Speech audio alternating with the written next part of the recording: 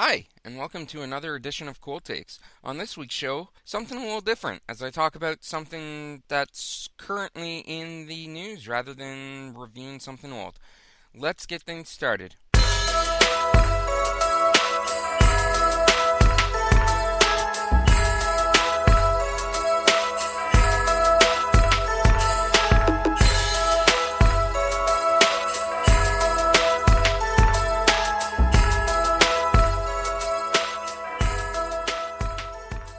Now, as I said off the top of the show, this week I'm going to talk about something that's been in the news recently rather than just reviewing something that's old, which is the format I chose to go with this show. But I'm going to switch it up a little bit because this is something that's important to me and I try to promote as much as possible each year. Last week, January 27th, was Bell Canada's 6th annual Bell Let's Talk Day. Now, what Bell Let's Talk Day is, for those of you not familiar, is it's a day where Bell tries to promote awareness and raise money for mental health initiatives across Canada. Now, they do this by telling people to use the hashtag BellLet'sTalk on Twitter, as well as asking people to share the Bell Let's Talk Facebook page. And basically, for every tweet sent using the Bell Let's Talk hashtag, for every Facebook post share of Bell Let's Talk, and for every text message and call sent or made by a Bell cell phone user, Bell donates 5 cents to mental health initiatives. Since they launched this campaign in 2010, Bell has spent $100 million on mental health initiatives across Canada, which is very good for them.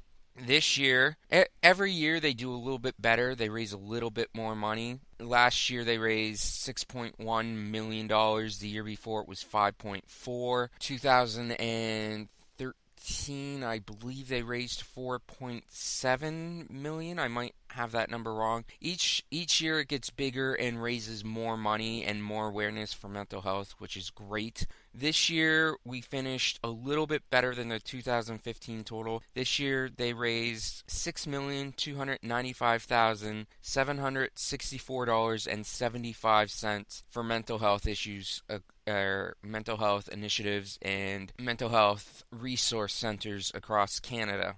And this is something that I'm proud to take part in every year. It's something that I try to promote every year. It's something that I believe in. As somebody who suffered with mental health issues, mine being depression and anxiety, it's a cause that's important to me, and I'm glad to see that we're starting to talk more and more about it, because for a long time people didn't want to talk about depression. People didn't want to talk about anxiety issues. People didn't want to talk about being bipolar. People didn't want to talk about whatever mental health issue was ailing them because they were afraid to be labeled as crazy. But I'm glad to see that somebody, as much as we all hate big corporations, I'm glad to see that at least one of them has taken the initiative to do something good and to try to end the stigma surrounding mental health and to try to get rid of that crazy label. But yeah, as I was saying, I've suffered with anxiety and depression. I suffered with depression a little bit when I was younger in my teenage years, as I think all teenagers, maybe not all, but I think a lot of teenagers go through bouts of depression just because they're growing up, things are changing, and sometimes they just don't understand, so they get confused, they get depressed, and I went through that. But as I got into my adult years, and this really only started happening in recent years, I started having really bad anxiety and panic attacks. I've been in the hospital on numerous occasions for panic attacks caused by anxiety. It's not fun. It's ridiculous in the sense that I know it's an anxiety attack. I know it's a panic attack, but there are times where, your heart's just beating rapidly and you're not sure if you're about to have a heart attack or not. And even though you're sure that it's just a panic attack, I go into the hospital just to make sure everything's okay. And then I spend like 5 hours, 6 hours in there getting a bunch of tests run, only to be told I'm fine. You're just having a panic attack. Go home. So it takes away time from my life. It takes me away from work. I have missed days of work because of this. It causes a flood in waiting rooms for people that do have serious problems, and I'm just in there having a panic attack. And I don't know what has caused my anxiety issues. Like I said, it's only started in recent years. It started maybe 3 or 4 years ago that I started having these. I actually went about a year without any incidences, and then over this past Christmas, I think just a bunch of stress sort of affected my anxiety levels, and once again, I had a really bad bout with anxiety. It ended up causing me to miss 3 weeks worth of work, which is almost a month's worth of pay, and that's a lot. So, I mean, mainly because of my own issues, but also because I've seen other people affected by mental health. Bell Let's Talk is an initiative which, once again, is very, very important to me. And so I'm glad that Bell is doing this.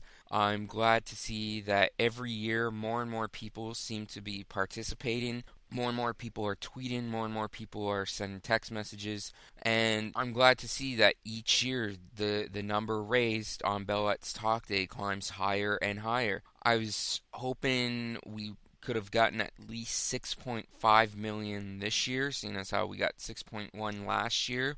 But 6.2, almost 6.3 million is still a really good number. Next year, I'm hoping that we can reach the $7 million plateau. But that's going to be it for me for today. I just want to talk a little bit about Bell Let's Talk Day and why it's so important, not only for me, but for a lot of other people. Anyways, guys, if you like this, please hit the like and subscribe button. Follow me on SoundCloud. Links are in the description below. If you have your own story about mental health that you'd like to share, I know sometimes sharing isn't the easiest thing, but if you would like to share your own personal stories about mental health issues, please feel free to leave a comment in the comment section below, and I will talk to you guys next week. Bye.